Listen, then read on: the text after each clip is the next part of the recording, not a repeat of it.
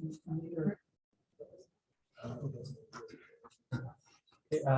afternoon, everyone. Welcome to the seminar. So, yeah, I'm very glad to introduce today's speaker, Dr. Amanda Brown. So Dr. Brown got her PS and PhD degrees from the University of British Columbia with a focus starting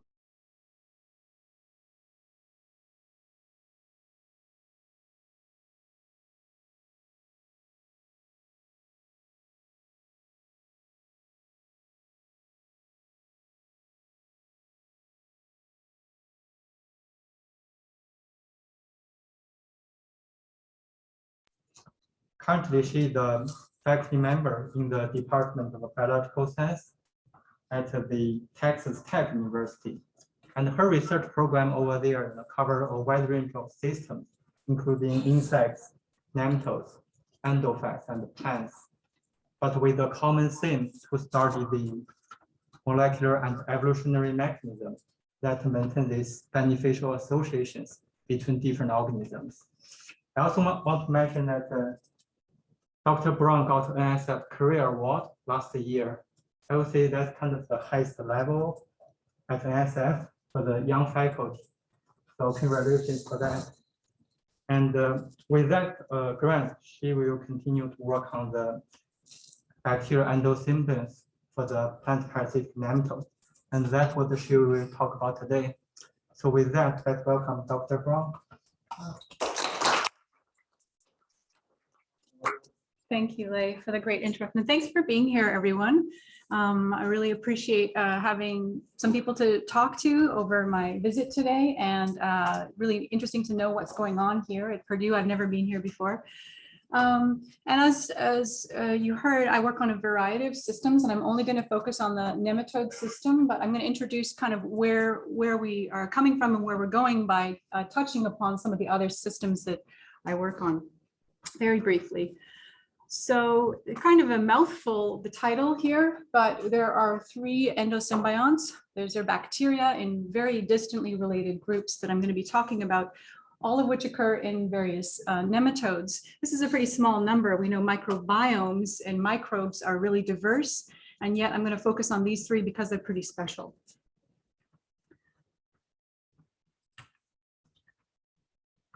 Somehow it's frozen. Hold on. There we go.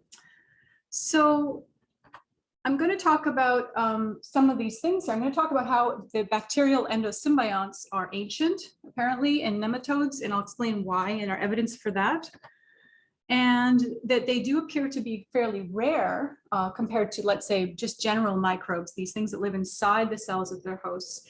And they're particularly rare in nematodes from what we've gathered so far, compared to endosymbionts in insects. And I'm going to talk very briefly about Wolbachia and how Wolbachia is widespread across most, if not nearly all, groups of insects. But likely we are missing some nematode endosymbionts where we see that there aren't very many, but whenever we go looking carefully, we find examples where they seem to have been cleared out in the lab or in bioinformatic filtering. So when we sequence data, we can gather eukaryotes or host reads, and we can gather bacterial reads, and generally we filter out bacteria. And there are many data sets that we're finding by data mining, or we're finding examples of endosymbionts that were not previously reported. They're in data sets. When they do occur, and the ones that we've studied a little bit, they do seem to potentially play very important roles in host biology. So they do matter, and plant-parasitic nematodes, even if you are really outside this field, they are very important pests and significant pests to various crops.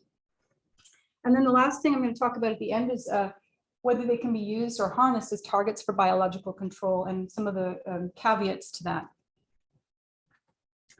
I'm going to start just by telling you that I don't come from a background of nematology. I don't have nematological training formally per se. This is Martin Adamson, my PhD supervisor. He was also supervisor during my undergraduate research. And the undergraduate research I did was on nematodes, and that was the last time I worked on nematodes for quite a long time. And I left, I stayed in his lab, but I left the world of nematodes and worked on microsporidians, which are these little spore-forming fungal-like single-celled parasites that have a really interesting life cycle. They live intracellularly and they're obligate living intracellularly. But we're not going to talk about them today, except to say that that was the topic of my PhD work and led me to my first work as a postdoc in the lab of John McCutcheon at University of Montana. And he works on something quite different from fish and crustacean in these systems. This is a cicada, and these are some of the symbionts that live in cicadas.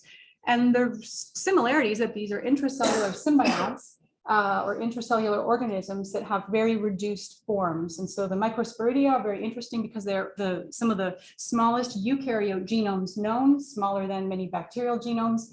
And the particular microbes in cicadas and other hemipterans have some of the smallest bacterial genomes known. So that was a connection there. And I quickly became really interested in a particular soybean pest. This is a plant-parasitic, and this is also known as the kudzu bug. And these are the bacteria that live in them here. And this was introduced in 2000, well, it arrived in 2009 in Georgia, and we followed the progress of that that insect and its bacteria and the changes in the genome of those bacteria during the spread. I also in Montana found these funny little insects here, these woolly creatures. They are not, they're a hemipteran again, but these are membracid tree hoppers in the common name. And these sort of look like they have a fur coat on them, and these live on a Siberian pea bush. These little critters I found are related to a group that is most diverse in the neotropics. And this is a drawing from the 40s of the bacteriome, analogous or similar to this bacteriome that's in cicadas. It has, as you can see, a lot of little dots here. And these indicate 6 different bacterial and yeast symbionts that work likely together inside the organs of these insects, and particularly in the tropics, to produce something. And what they're producing is the essential amino acids that are missing in the diet of these phloem feeding insects. So these insects feed on that sugary water in the phloem that's very low in amino acids. And so these are supplementing those. But we're working now in my lab in Brazil, and this is a picture of some of these other membracids that are nymphs, actually really colorful little critters that are phloem feeders here. And this is another type of symbiosis on top of the symbiosis inside these. And these are stingless bees that are feeding on the sugary honeydew secretions. And we found some microbes that are exchanged between these that we're working on to understand that exchange. Not nematodes yet, but a little bit more. We also, when I arrived in Texas, in Lubbock, Texas, it's dry and flat, and this is cotton. We found leaf hoppers, and these little guys, these are Typhlocybonae leaf hoppers, and they have lost their symbionts entirely. And so we looked at, in particular, we're looking at horizontally transferred genes from past symbionts that may be facilitating some of their biology. But moving on, I moved to Oregon for a postdoc, and I was still not working with exactly a nematologist. Dee Denver's a super fun researcher to work with. And his work was on C. elegans, but he didn't call himself a nematologist. He was a geneticist, really. And back to nematodes after some time away. And I want to talk about insects a little tiny bit more and mention some of you have heard of aphids, hopefully, and you may have heard of Buchnera. So the aphid Buchnera system, Buchnera is an endosymbiont, and this is a little drawing here of the Buchnera inside the aphid cell, and this is the mitochondria.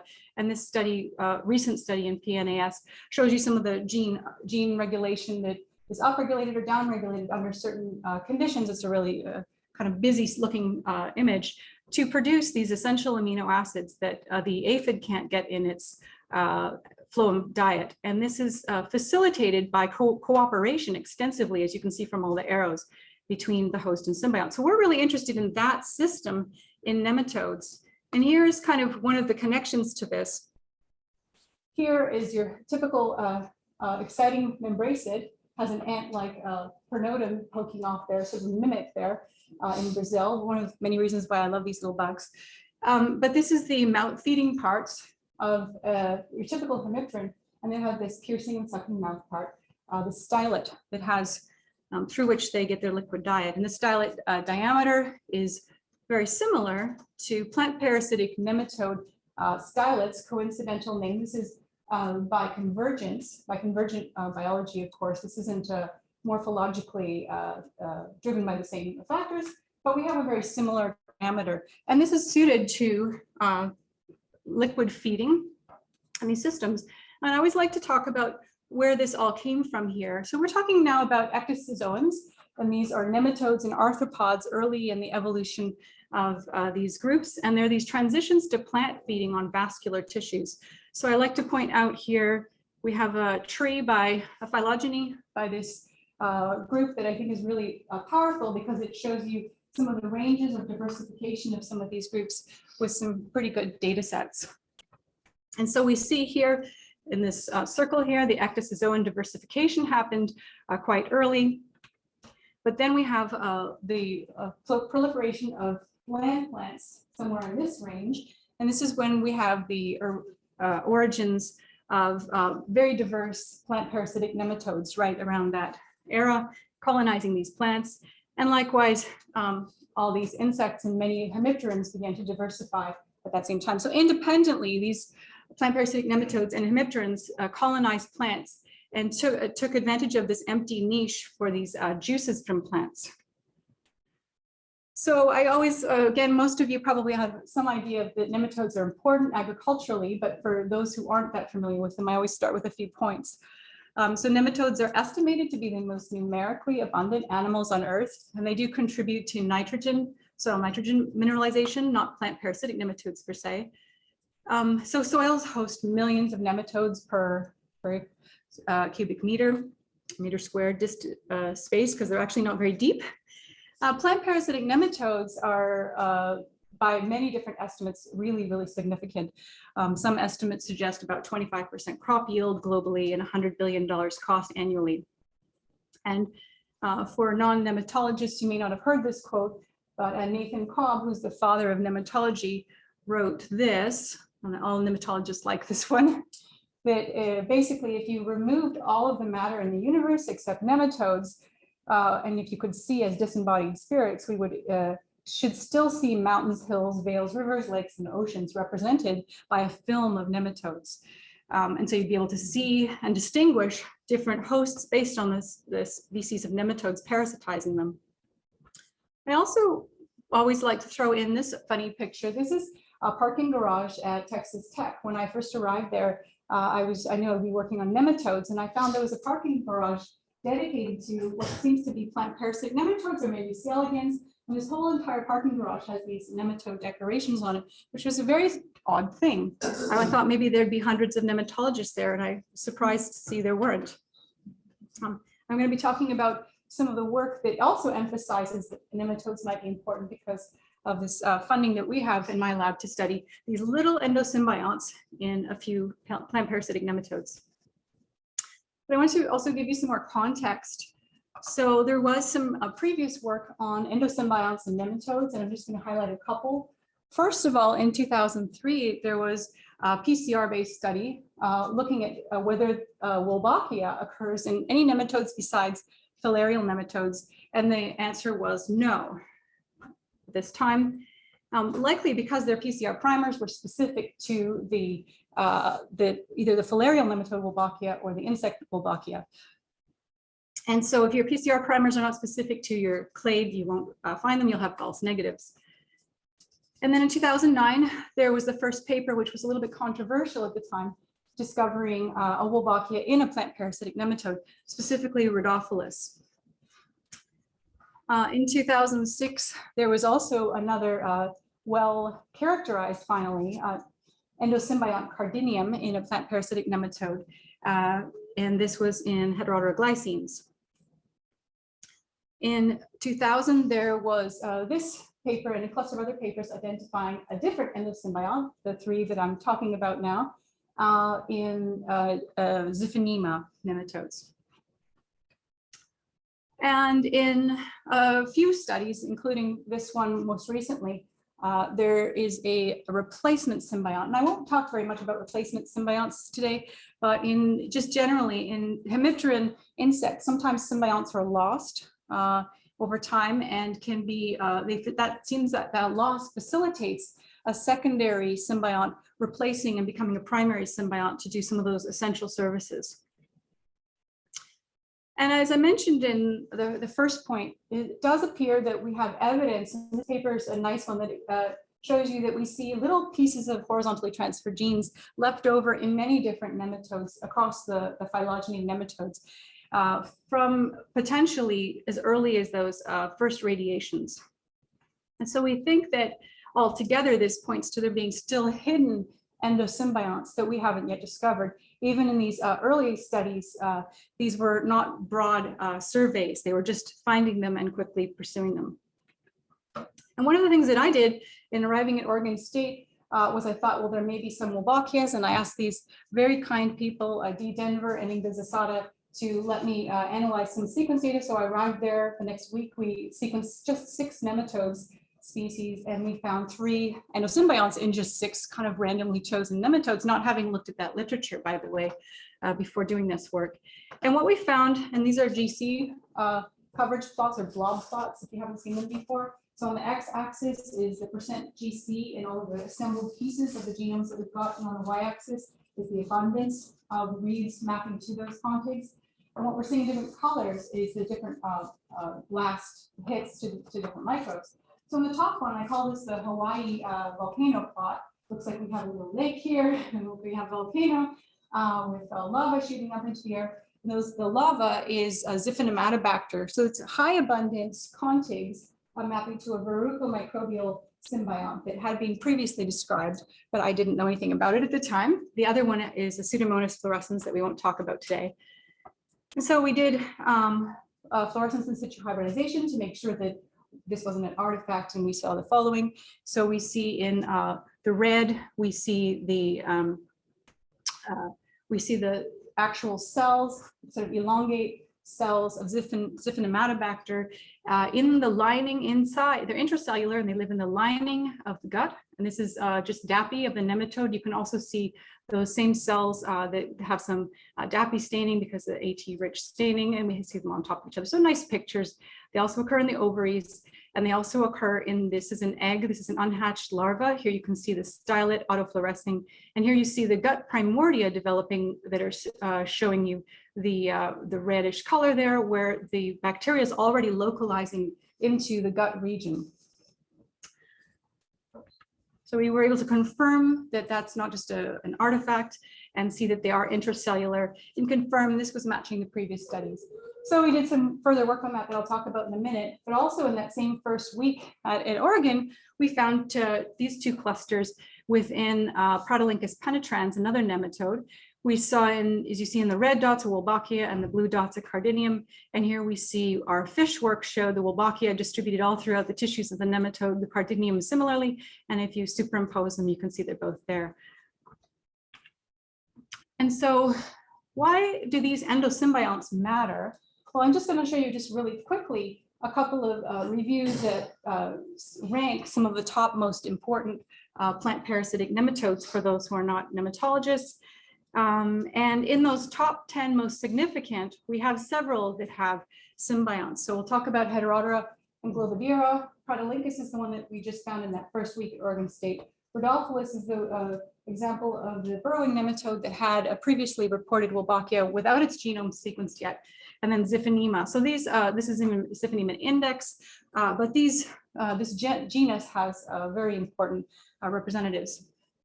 And another more recent study of most top 10 US plant parasitic nematodes has similar patterns. So some of those top examples have some of these endosymbionts. So these endosymbionts, if they're doing something important, are doing something important to important nematodes. But what are they doing is the big part. So let's look first of all at the dagger nematodes, Xiphinema species. So these Xiphinema are fairly large nematodes, actually. It's 2 to 3 millimeters long, and they have a very long stylet or odontostyle. And I've shown you a picture here from a paper from 1970 with that odontostyle deeply piercing into the plant tissues here and actually accessing phloem. These are migratory ectoparasites, so they don't go inside the tissues of the root. They hang around on the outside and move around, and they feed in different spots. There's a lot of unknowns about their feeding. Mostly we study just 1 or 2 species of these, but there is a controversy. I think there's sufficient data, but it's pretty old data suggesting that some of them may be phloem feeding. And that's important because of the story I introduced earlier, that the phloem feeding lifestyle is a pretty tough one because this is sugary water with very few amino acids, and most animals can't handle that. We can't drink a Slurpee full of sugar all day and be well nourished. And same would be true with nematodes. They have a wide plant host range, and many vector very serious viruses, nephroviruses. So they're interesting and important in that way. Xiphinema index is the best studied. It's a significant pest of grapevine, but Xiphinema americanum is the group. It's a species complex with at least 40 nominal species. And this is the only Xiphinema species or species group that we know to have Xiphinematobacter, this endosymbiont I showed you those pictures of. It occurs at 100% prevalence, meaning all individuals have these symbionts. So this is suggestive that it's a mutualist. Usually if you have something at 100% prevalence, it's either not enough cost to be cleared by the host, or it's beneficial in some way and hosts that don't have it don't make it. There is the second replacement symbiont. I wouldn't say it's replaced it recently, but a species Xiphinematobacter hosts an unrelated endosymbiont recently named I can't say this one very well, Xiphinematobacter. We actually, in our lab, don't use either of those long names, as I'll be using the word Xiph-B for the rest of the presentation, most likely for Xiphinematobacter. So Xiph-B, our pet name for Xiphinematobacter. I'll just describe a few of the things that we've looked at with this. First, we sequenced the genome of a couple of samples, and we found, compared to a free living relative, this free living relative, which has many hypothetical proteins in the genome and many general function or poorly predicted functions, those genes have much reduced in number in Xiphinematobacter. When we look at gene functions, according to relative abundance of genes for these essential amino acid biosynthesis or vitamin cofactor biosynthesis, we see an increased retention of essential amino acid biosynthesis genes relative to these other pathways and relative to the gene loss across the genome. So long story short, we see of this lost gene array here, we're not seeing loss of those for essential amino acid pathways. And those are depicted in this kind of messy looking graph here. So in the dark orangey color, we see genes or proteins here, genes for the essential amino acids ending in black. And so those, what we mean by essential amino acids is most of plants and bacteria retain all of their amino acid biosynthesis potential, but early in the evolution of animals, including insects and nematodes and us, animals lost the ability to produce de novo 10 essential amino acids. And that was because animals early in evolution were going around sort of eating things, munching, breaking cells apart, and able to get all of those amino acids. So we lose the functions we don't need. We didn't need these, or our long ago ancestors didn't need these. But when these organisms transition to a diet that doesn't provide these become essentially supplied by a symbiont. So one of the issues is some don't believe that these are phloem feeding, and that would explain this. And I don't have feeding data on Xiphinema, but some of these old papers, including that cone paper that I showed you, show this pretty nicely, that these are most likely phloem feeders. So that story fits really well. We've done some more recent work on the Xiphinema story. We've been looking at Xiph-B in several isolates that we collected around Texas and New Mexico. And each of these P numbers is a sample site. And this bunch of numbers here is the shared genes or not shared genes among them. So we find 739 shared genes among these 5 fully sequenced genomes from Xiphinematobacter or Xiph-B, where we find a few differences. These suggest strain level divergence in gene content.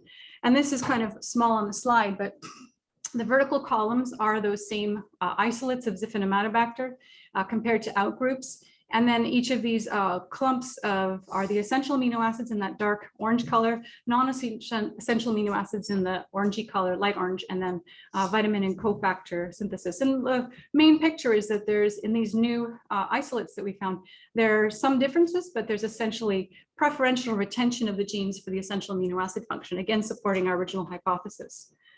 So even though there are distinct gene repertoire, we see conservation of those essential pathways. We've also looked at some population genomics with the same data set, and we look for gene ontology enrichment profiles across our different samples, particularly with looking at SNPs, so mutations in these essential amino acid pathways, vitamin pathways, and non-essential amino acid pathways. And through that, we can see there's an enrichment in the essential amino acid pathways for purifying selection, which again supports not just gene repertoire conservation, but actual signatures of selection. And some of that data is also depicted in these couple of graphs here. So here we see the baseline level of DNDS across here. And then we see these, all of the genes in the pathways that were put together, and DNDS was analyzed across those using De Bruijn graph GWAS program. And we can talk later if you're interested more about that program. But essentially, we're seeing increased directional selection or relatively directional selection versus increased purifying selection. And we can see which pathways, and we can build hypotheses from this to see which pathways might be most critical for this symbiont role in its nematode host.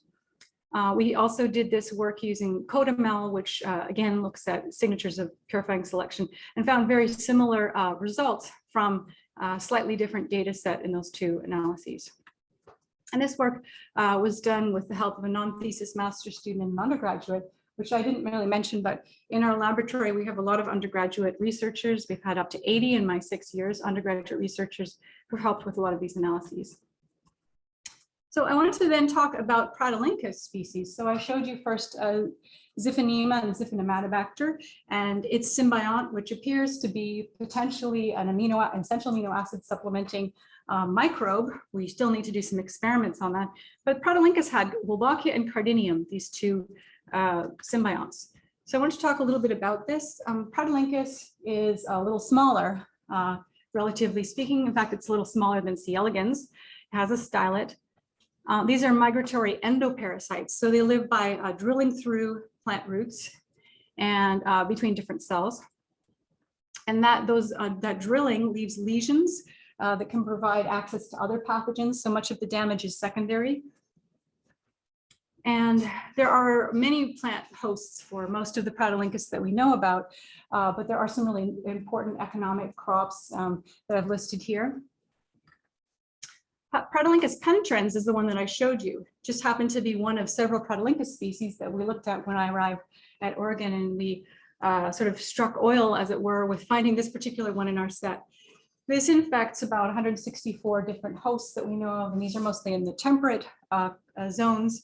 And it can facilitate other pathogens, for example, a pathogen of potato. Many Pratylynchus don't have males. So some Pratylynchus species require male and female for mating, and some do parthenogenesis. Some have a female biased sex ratio, and we don't really know what's going on. But I point that out because it can be a hallmark of reproductive manipulation that is typical in this alpha proteobacteria that I mentioned, Wolbachia and Cardinium. And I also mentioned, and I haven't really spelled it out anywhere else here, but Wolbachia and Cardinium, which have very similar phenotypes, are not closely related. Wolbachia is an alpha proteobacteria and Cardinium is a Bacteroidetes, very far apart in the tree of life, and yet they've converged upon very similar phenotypes. And this is a little bit about the Wolbachia phenotype. And so I'm just trusting that some of you do, maybe some of you don't know much about Wolbachia. It's an endosymbiont, lives inside the cells of its host, and it's widespread in arthropods. Most insects have Wolbachia strain or more. These are considered to be reproductive manipulators, and they have various phenotypes that increase their spread to the next generation. They're spread, because they're intracellular, they have to be spread through the germline, but they have extra strategies to make this work more efficiently. One of the most widely used strategies is called cytoplasmic incompatibility, or we'll abbreviate it CI. And this is an example simplified of this. So this is a mating between a male that doesn't have Wolbachia and a female, and their progeny are successful and uninfected. This would be a mating between a male that doesn't have Wolbachia and a female that does have Wolbachia, and their progeny have Wolbachia, which should make sense because it's transmitted in the cytoplasm, it's an intracellular, and it's in the germline, so it gets into the next generation.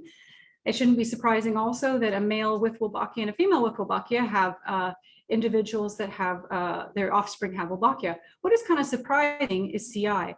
So this is when a male is infected and mates with an uninfected female, the offspring die.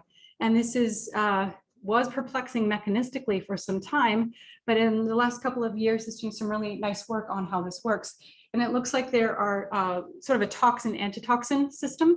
So there are specific genes that modulate the chromatin in the male. Even though the Wolbachia is no longer there, the chromatin is modulated, and there's a rescue or an antitoxin in the female. And if the female has the same strain of Wolbachia, that rescues that, and the chromatin is restored. So it's kind of important because Wolbachia occurs in so many insects and has such an enormous effect on the phenotype and success of insects. It's probably contributed to speciation. And in some cases, when there isn't CI, it contributes to changes in sex ratio. And so mosquito-borne diseases have a lot of attention, they're significant. And it turns out that if you infect individuals, especially if you infect males with Wolbachia and release them, you can reduce transmission by actually killing the progeny of a mosquito. So we can reduce mosquitoes, reduce disease. But there's another strategy which is important that's used, which is that Wolbachia itself has a certain cost. And an infected mosquito with Wolbachia transmits less virus for some viruses. In some cases, they actually transmit more. But extensive study has looked at these ideal strains of Wolbachia that can reduce viral transmission. So it's kind of interesting that plant-parasitic nematodes may sometimes have Wolbachia. And the other side of the story, which is kind of interesting, is that Wolbachia has also been known for quite a while to occur in this one particular group of nematodes, the filarial nematodes, because filariasis. Some examples are river blindness, onchocerciasis, and you may have seen images in textbooks of elephantiasis, in which the nematodes cause very severe swelling getting into the lymph ducts. And it turns out that antibiotics, like tetracycline family antibiotics, which kill the bacteria, the Wolbachia, can cure the helminth, or cure the nematode disease. And this is because this is a mutualism. So these filarial nematodes depend on their Wolbachia. So we're really interested in what is the phenotype of our Wolbachias that we find in plant-parasitic nematodes. Is it mutualist or reproductive manipulator, and is it a mixture of these two? So again, I just emphasize the importance of that. I've already talked about that. So Cardinium in arthropods has many of the same phenotypes. We find a range of phenotypes from CI, independent and still unknown genes causing CI, and also sex ratio manipulation and mutualism. And so we don't know the role of Cardinium in PPNs, but we'll talk about what we found out in my lab. And we have Xiph that we've talked about that's a hypothesized mutualist. So one of the things we are looking at is how widespread are these symbionts in the first place? They seem to be rare. In fact, some early data suggested they didn't occur, and now we're finding them. We want to know what is their role, and how does this affect the hosts, of course, and how does it affect the host's parasitism on plants?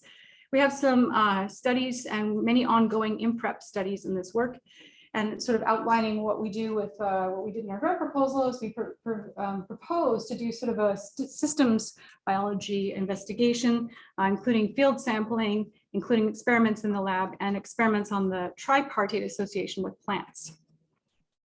So just go through a little bit of data to get us on the same page about what I think is really interesting. So plant-parasitic nematode Wolbachia strains are depicted in yellow here. So this is a phylogeny of plant-parasitic, of the Wolbachias altogether, very simplified phylogeny. And this is the reproductive parasites that we told you about that confer CI, for example. These are the filarial nematode Wolbachias, but down near the base of the tree of Wolbachias, we see the plant-parasitic nematode Wolbachia. So it looks like it emerged early in these hosts, which is interesting on some levels. The next branch is in a banana aphid. This is obviously an insect, but it was hypothesized that this may be a mutualist. And the next is in a springtail in the soil. So these are now not nematodes, but interestingly, they're the early branching groups. So we have a lot of interest in research in that. More recent work, we've sequenced another genome of another one of these representatives, and they're again shown in yellow. Still at the same place in the tree with relatively, as I would describe it, relatively long branches, meaning a great amount of evolution in the nematodes in these, at least these three clades, Rhodophilus, a new one that we found in Texas, and the one in Pratolynchus penetrans. So when you have these long branches, you wonder if there may be lots of missed representatives that haven't yet been characterized. When we sequence the genomes, we get all kinds of information about pathways present and absent.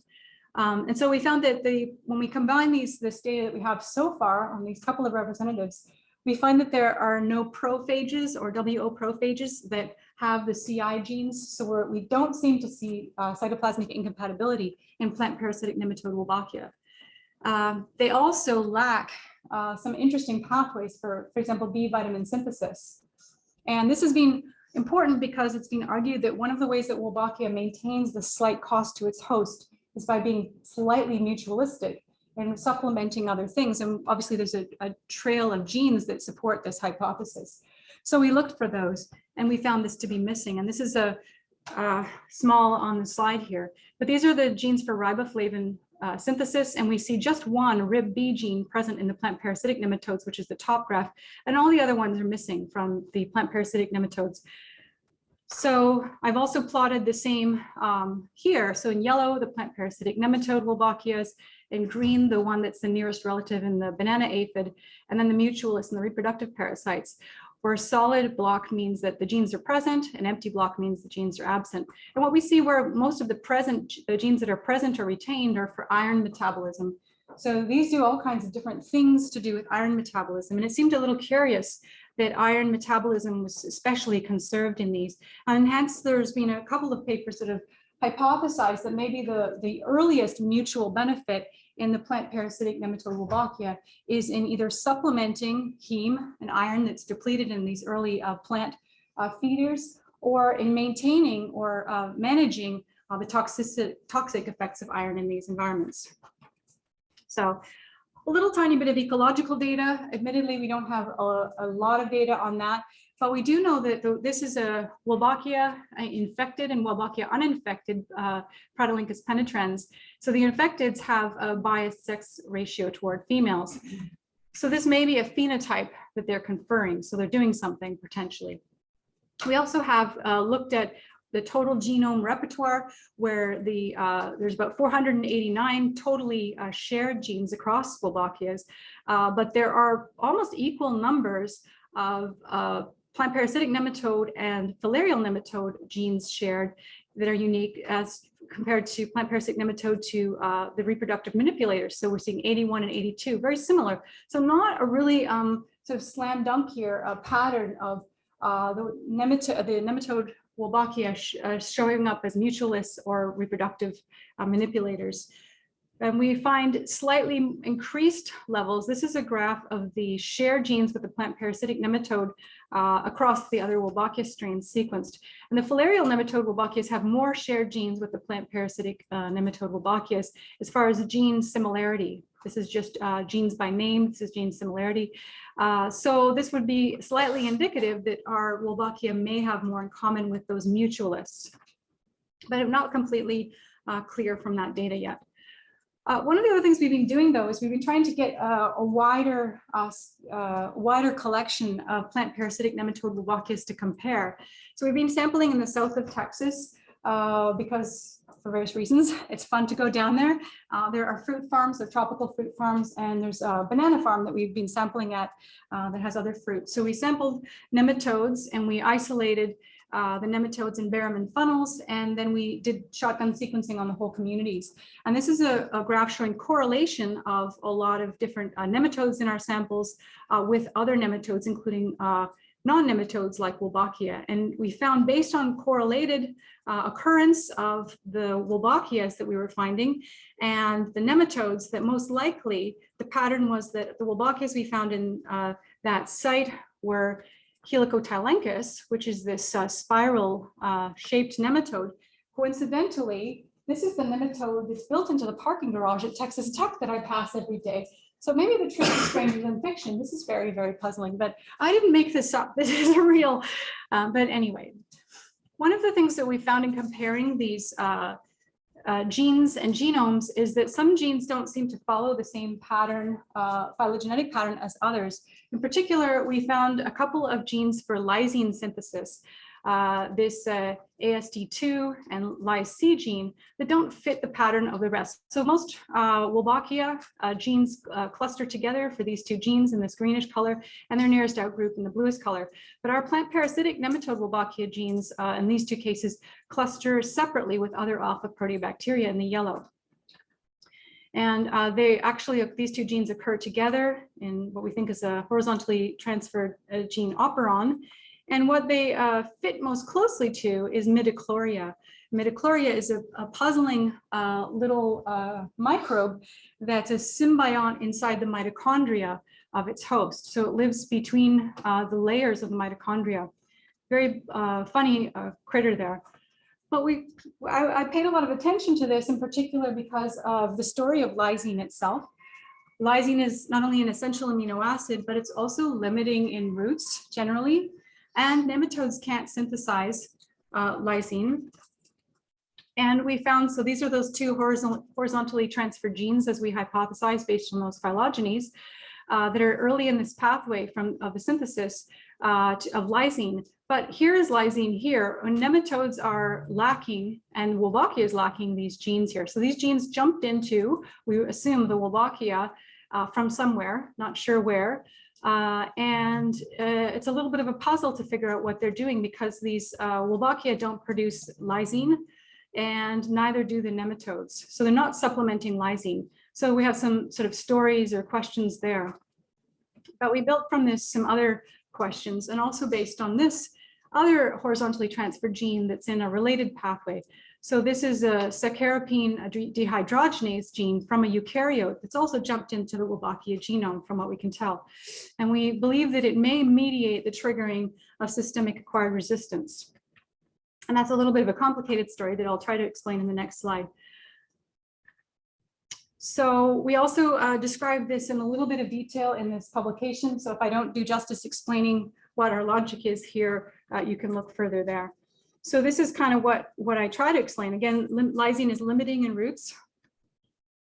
So we suggest that Wolbachia may mediate the nematode triggering of the systemic acquired resistance through this lysine to piperacolic acid system. And there are a few papers that sort of explain and go into detail on that. And the idea supporting this is that PPNs actually seem to often induce plant amino acid importers in roots. And there's a few of them that I have some cited here, some papers, including those for lysine and histidine and cationic amino acid transporters. And we know that plants mediate free lysine, and so they can upregulate lysine catabolism or breakdown, and then produce an excess of piperacolic acid. And this can intensify SAR, and so also downregulate lysine. So this may have many effects, including as maybe an aside effect affecting nematode parasitism. So SAR and decreased lysine, of course, are unfavorable to PPNs. But we think that potentially these horizontally transferred genes may be involved in dysregulating this plant system, this lyse-pip system, and maybe secreting this SDH may be favorable. Remember, this isn't a nematode doing this. This is the Wolbachia in the nematode doing this, which is kind of where our hypothesis is. It's a pretty speculative at this stage. We're just basing this on a presence of a few genes. Obviously, transcriptomics are to follow and some other experiments. So the other things that we've done in looking at maybe inferring function from these Wolbachia are to look at the gene ontology functional enrichment. And we find that the PPN type Wolbachia compared to other Wolbachias are most similar to this banana aphid Wolbachia and likely supporting a beneficial role in plants. And it's next most similar to what we call the CDF or filarial nematode and relatives, some of which are actually mutualists. And I've talked about the iron hypothesis. I've just mentioned this lysine idea and these HGTs that we're going to follow up a little bit more. And this new isolate that we found in Texas that we call WTEX for the strain is also enriched for thymine synthesis and has horizontally transferred genes. I'm not going to take a lot of time today to list all the horizontally transferred genes, but they are kind of an interesting aspect of evolution. And we believe a lot of bacteria have a lot of mechanisms for picking up and losing horizontally transferred genes this way. And this is kind of a lot of words that are really small in this lecture, but this is just some of the gene ontology enrichment across different pathways that support some of what we've described, comparing our two Wolbachias, Wolbachia from Protolynchus penetrans and from Texas in various ontology enrichments. We also compared DNDS. We talked about this with Xiphinematobacter, and here are some of the data from this Wolbachia. So we look at the lowest DNDS, meaning highest purifying selection, and top DNDS, or highest perhaps directional selection or lowest purifying selection. And we looked at the enrichment along pathways along the phylogeny. So if we compare the plant-parasitic nematode Wolbachias in yellow here, we see enrichment for conservation of heme binding and other zinc binding and so on. And so this is a lot of words and a lot of information right now. But just the point I'm trying to make is that you can use these methods to compare the enrichment of function across groups, not only and gene presence or absence, but across signatures of selection across a phylogenetic context. And so we kind of infer that there are likely transitions among early Wolbachia. Particularly, we kept seeing this idea of heme synthesis being really conserved at the root of the tree and becoming less conserved as we go on in the tree, suggesting an early importance of this in plant root colonization. And then we see these gains and losses of HGTs, and we're doing ongoing wider analysis of DNDS across HGTs because we have so many horizontally transferred gene candidates that come up in this story. And then I want to talk about Cardinium a little bit. So we showed you earlier that both Wolbachia and Cardinium co-occur as endosymbionts inside these Protolynchus penetrans. And I also want to talk about Heterodera, which also has this Cardinium. And so Protolynchus penetrans has a dual infection. The Cardinium is a lot like the Wolbachia, we mentioned that. It's widespread in insects and causes cytoplasmic incompatibility or other traits that affect the abundance of females, for example, parthenogenesis, induction, feminization, or male killing. And it has facultative mutualism, but we don't know what genes are driving that. So the nematode Cardinium hosts are still under a lot of investigation. We have some fairly old studies in the mix and very few new studies, but we do see some of very important plant-parasitic nematodes that have Cardinium symbiont in them in this list, including H-glycines. This is some of the data from Protolynchus penetrans showing you our fish images fairly nicely, showing you low abundance of Wolbachia, high abundance of Cardinium in this case, and this is the image I showed you earlier.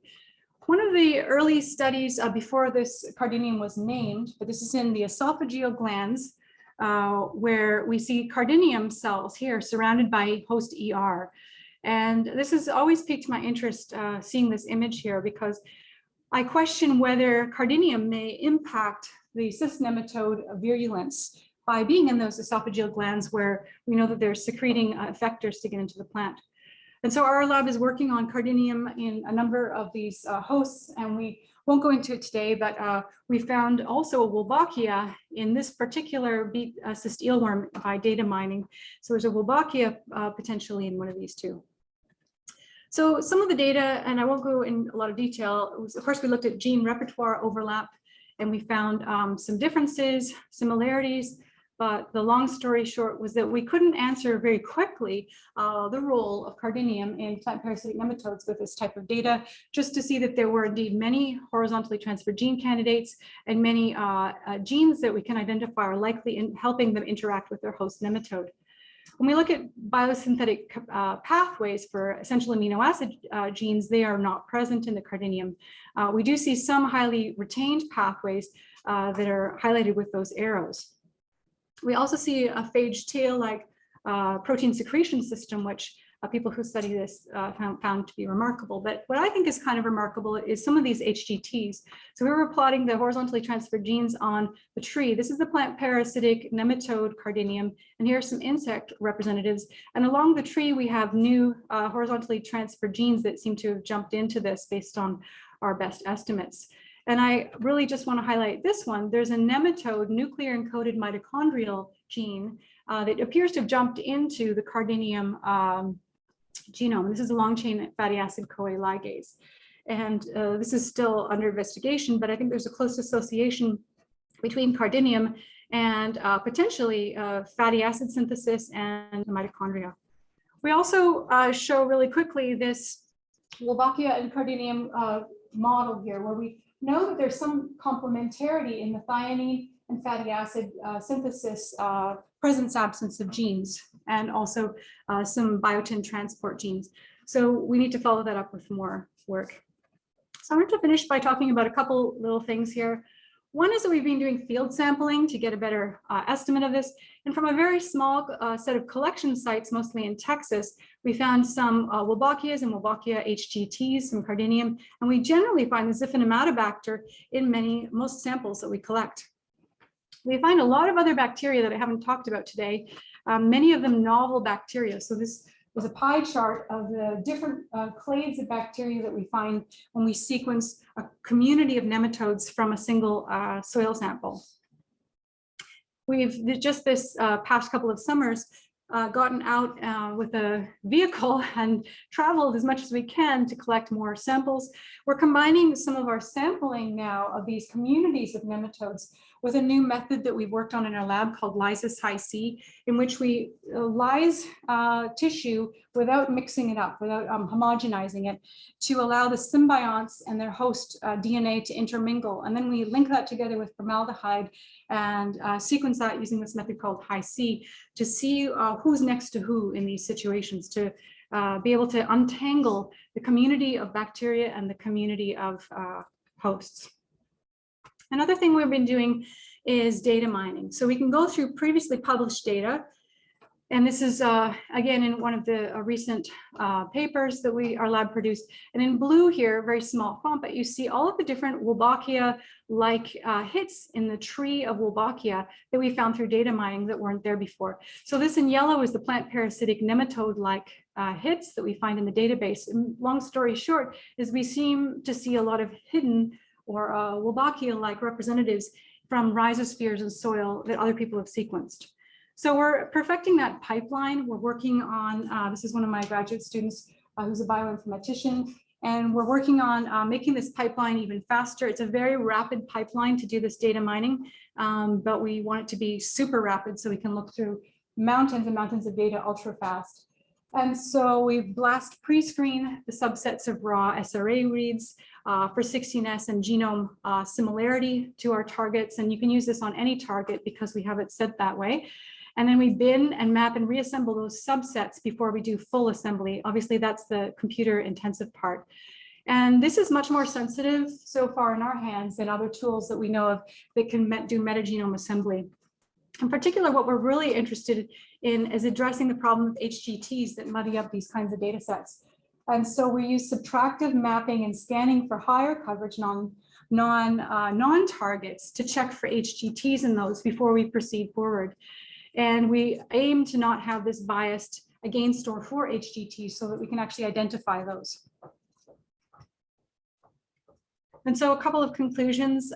We have these kind of perspectives on this, that they're ancient microbe to host HGTs that are important in the whole world of nematodes and plant parasitic nematodes. We've talked about the mutualist, potentially phloem feeding representative in its Xiph. We also have what I call quasi-mutualist for today. Basically, we have nematodes that have Wolbachia or Cardinium that may be partially beneficial with either through iron homeostasis or other means. And then we have these replacements, these cases where the Xiph is being replaced. We also argue that potentially Cardinium and Wolbachia may be in that sort of replacement paradigm when they co-occur. But really I wanted to talk about this last point, which is that we have this idea that occasionally genes can jump into the host that make the symbiont's presence moot, right? If you get the genes that the symbiont was providing you, you no longer need that. And we call that pot of gold. You suddenly struck gold, rare and elusive, but if you get this, you're rather lucky. And so we argue that this may explain why endosymbionts are overall kind of rare in plant-parasitic nematodes. Particularly, we already know that many plant-parasitic nematodes have, or all plant-parasitic nematodes have, cell wall degrading enzymes that originated from fungi and bacteria. And there's some whole body of literature on that. So I want to talk as we close about potential paths to biocontrol. So what is appealing about targeting endosymbionts? As odd as they are, bacterial targets are sometimes good compared to eukaryote targets for these reasons. They have small genomes with a simple metabolism, so it can be easier to create a directed intervention. They have this specificity, they're vertically transmitted, so they're not going anywhere else. They stick around in their host and they have means to stick around in their host. So you have less, if you're targeting something very specific in one of these, you're not likely to have a lot of damage to other systems. And they have this way of driving themselves in a system. So fitness is on your side, evolution is on your side. And so maybe if they have these phenotypes like sex ratio distortion or CI, you can play with that, or you can introduce those. So we could introduce CI into our plant parasitic nematode Wolbachia, for example. And the reason I mention that again is that Wolbachia mutualists have been targets in control. So they can be treated with antimicrobials. Wolbachia CI has been used in control, as I said earlier, using the incompatible insect technique. And also, we know that they can compete with other damaging effects. We know that Xiphinematobacter transmits Nipah viruses. If we can look at how there might be an interaction between Xiphinematobacter, we can look at that. And there are some challenges, of course, more likely big challenges. But one of the biggest challenges is that these can't be cultured. I'm always asked, can you culture them? No, we can't culture these intracellular organisms. There's a lot of efforts to try to do this, but it's quite difficult. So that limits the obvious ways that we could scale this up. The targets, you have to get through this world, so from plant to nematode to bacteria inside the nematode through these interfaces. So you need some kind of small diffusible molecules that can actively get into their target sites. And we really don't know those target sites completely. This is what we're working on a lot in our lab right now. So our priorities right now are to uncover that hidden diversity, all of these genes that we don't know the function of. We can start to infer function by comparing genes across systems that are conserved or have different signatures of selection on them. And one of the things we also want to do is remove the previously filtered information in these large sequence read archive data sets. And we want to assess these experimentally, of course, with this tripartite interaction, and we're working on that in our lab. So we have antibiotic clearing and fitness assays in our lab where we're clearing Wolbachia alone, Cardinium alone, or neither, or both together. And we also have this thing I described, lysis high C, to associate or lock together the symbiont with its host. This technique, we've published a paper in this, and I can talk to you later if you're interested in that. So we have lots of field surveys and data mining in progress. And we also are looking at some experiments in the greenhouse, effects of temperature, and a compound, an exudate for examples that are in sorghum, sorgoleone, which I'll talk about with anybody after if you're interested. And we have some involvement with outreach for this work. And I want to just thank those who helped with this work, particularly some of my PhD students that I've talked about, and a master's student. I've had past graduate students work on this and a few of my undergraduates in my lab. And I also sometimes recruit little people from my household to go out and sample so they can be invaluable for this work. And that's all for today. Thank you. I think we have time for a couple of questions. Yeah, go ahead. So what is the effect on clearing the Wolbachia? So far, we're still working on that. I hope to have that answer published by the end of the year. I don't have really anything I can go into right now on that.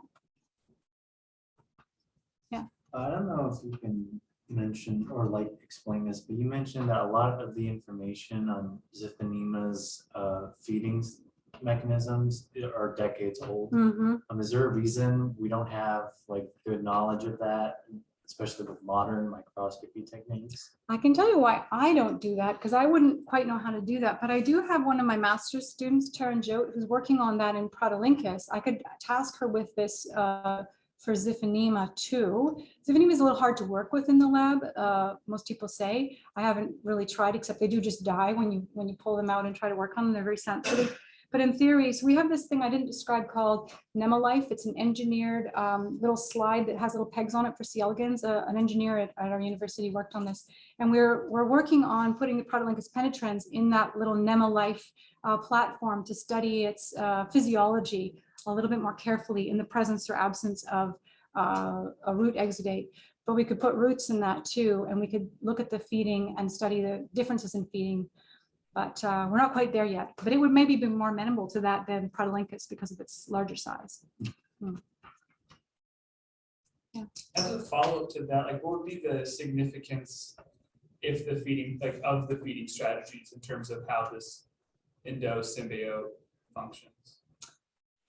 Well, I think what I can gather from the literature is a little bit muddy, partly because in those earlier studies, the naming of the different Xiphinema species was a little bit, it's muddy, not always consistent. But overall, it appears that different Xiphinema species have different feeding preferences, feeding styles. And that's everything to our hypothesis that the Xiphinematobacter is synthesizing missing amino acids from a diet. If they're feeding on root cortex, they secrete an enzyme to digest cell walls and then suck out the whole content. So they're getting a nice balanced diet of the mush from the plant.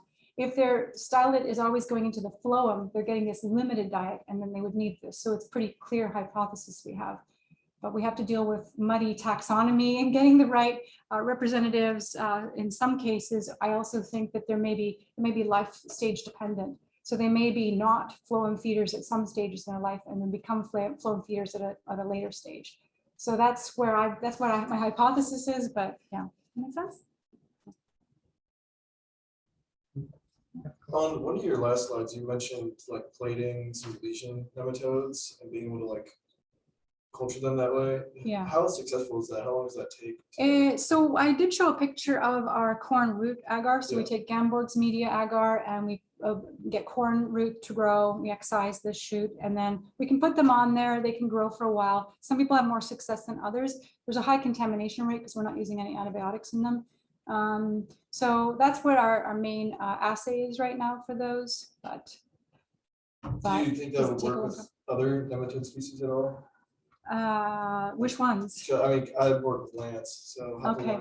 but Yeah. I don't know, because I've had trouble just putting it in a greenhouse setting and trying Yeah. to like multiply it. So I don't know that nematode very well and what works. You just have to, I guess, comb the literature and ask all the nematology friends. Unfortunately, I'm not really a nematologist, so I wish I was better at that end of the things, but I've just trusted what others have suggested. You can always try it. Are there any questions for the people online? No, they haven't said anything. Okay. Okay. If not, I think that's all. Yeah, Well, thanks, for coming. everyone. Thank